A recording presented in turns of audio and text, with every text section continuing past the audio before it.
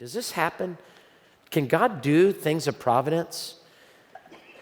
Well, it was called the Battle of Brooklyn, is what it was called. It was back in the American Revolution. Even if you look on your listening guide, we put a little picture there at the bottom of the Brooklyn Bridge in fog. Here's what happened.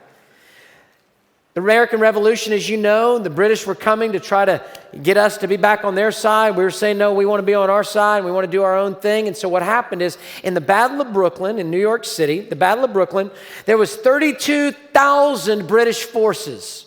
And they were coming in at 3 different fronts into Brooklyn to get our 19,000 forces of the Continental Army, led by a guy you might have heard of named George Washington.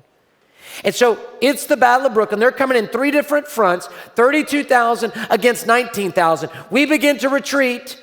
Some men from Maryland, 400 folks from Maryland, start to try to head them off just a little bit. Then we all retreat, and the British say, oh, we got this in the bag.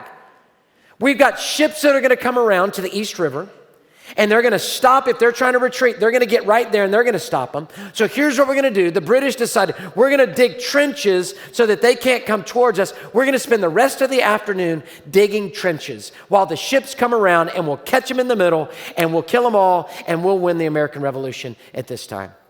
Let me tell you what happened. Not only did the 400 guys from Maryland really, really strong, God gave them providence in pushing some things back, there just happened to be no wind that day. And the ships could not sail to come around the back. And George Washington said, you know what we're going to do? We're going to get our soldiers out of Brooklyn, and we're going to go across the river. No subways at that point. No Staten Island Ferry at that point. Nothing happening with that. We're going to go across the river in these little bitty boats. You've seen the boats in the paintings. We're going to go across, and we're going to shuttle back and forth, back and forth, back and forth, back and forth. So we're going to shuttle all night long. They shuttled all night long to get the men into basically Manhattan so that they could then go up and out.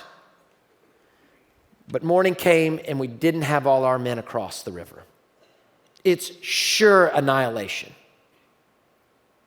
Except for the fact there was a thick fog that fell over Brooklyn. I thought it was perfect. When you drove to church today, when I drove to church today, there was a thick fog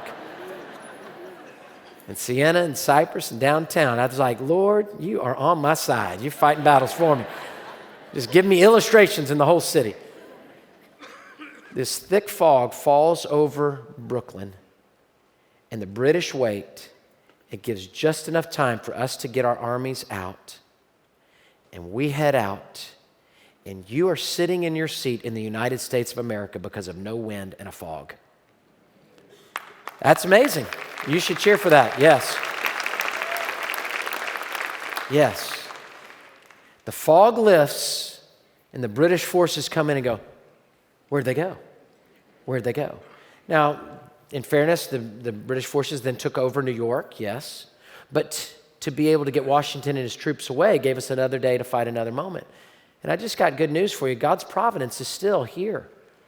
God's providence is still here on our country, on your lives, in our world, in Asia with the coronavirus. God's providence is everywhere.